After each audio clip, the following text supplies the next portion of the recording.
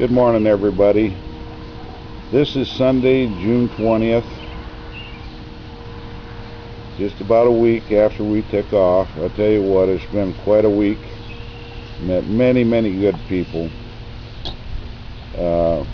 in our travels down from where we started this year, just south of Hastings, to Lake City. We got to Wabasha last night, or yesterday afternoon. That's another 15 or so miles down the road. That's where we're going to walk today, start our walk today.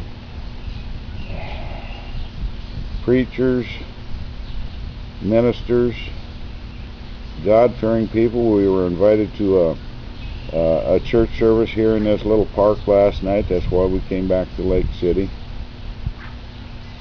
And last night and today, this morning already, I got to thinking how diverse our country is, the kind of people.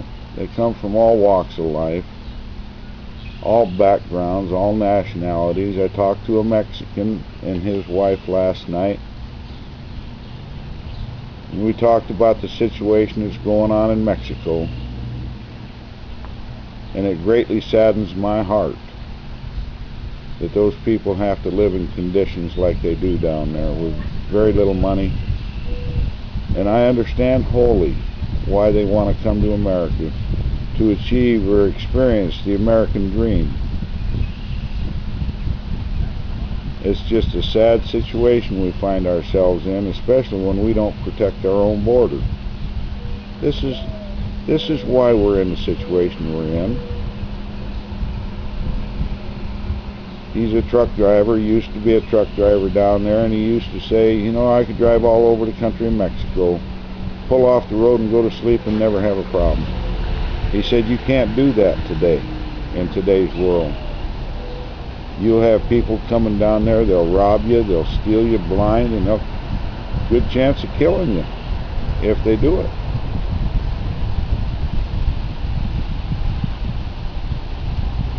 It's just pretty sad.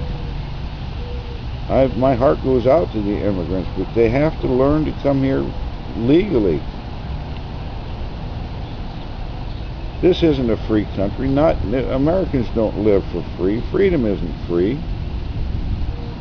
We have to earn it, just like it said in the movie Saving Private Ryan. At the end, when Miller is down on that bridge, he whispers into Ryan's ear and says, "Earn this.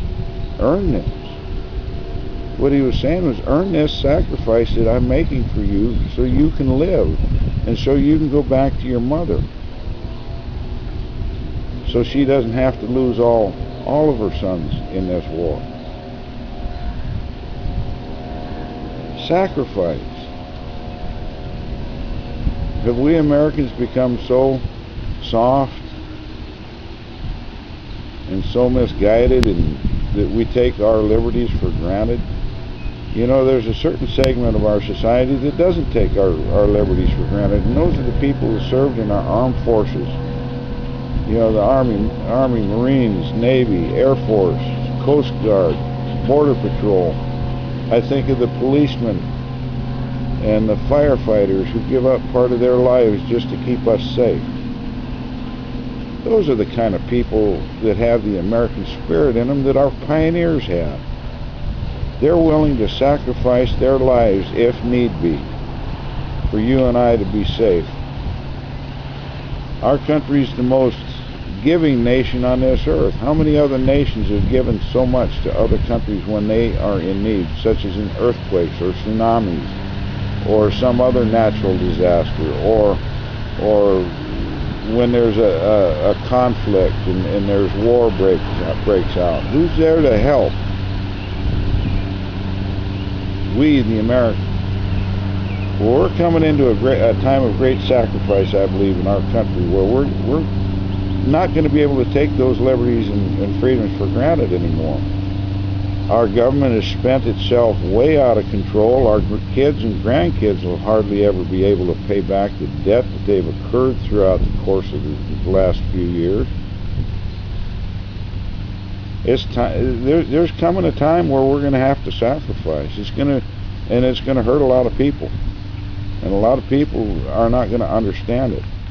And I think when times get that rough, we have a problem coming in our country amongst certain segments of our society, such as the unions. They're not going to want to give up what they've achieved for the past 60 years through their collective negotiation and trying to tear companies down just so they can gain more.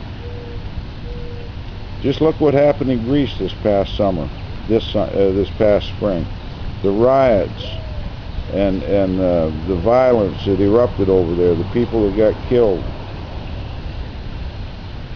You know, who was instigating the violence? It was the unions. It was the communist organizers that were pushing for the violence because they did not want to give up the things that they've achieved over the last 30, 40, 50, 60 years. And I see the same thing happening in our country, American versus American.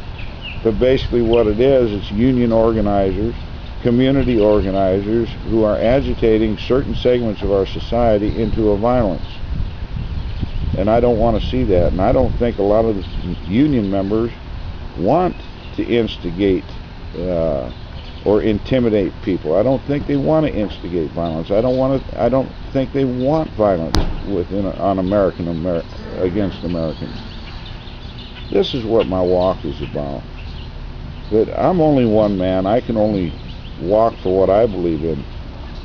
You know, if you might agree with me somewhat, I'm asking you to search your own heart and your own mind and figure out what you believe in. And then if we can agree even on some points, maybe we can come to some kind of an understanding to where we don't have to fight each other. It's just a terrible situation across the world right now. There's so much violence, so many people getting hurt, and right across our own border in Mexico, people can't even hardly live without the threat of violence, you know, coming down on them. I'm not against immigration, but it's got to be lawful, truthful immigration. And if that country's so bad, if Mexico's so bad, and we need to start taking refugees in, excuse me, I say take them in.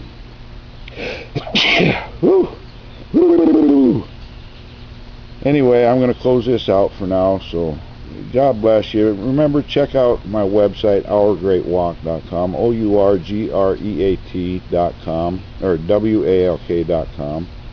Check out my email, woodsman6119 @yahoo.com. That's WOODSMAN6119 @yahoo.com. Send me a message, whether you agree or disagree. Let's try not to fight each other and come into some common ground, which is we're Americans.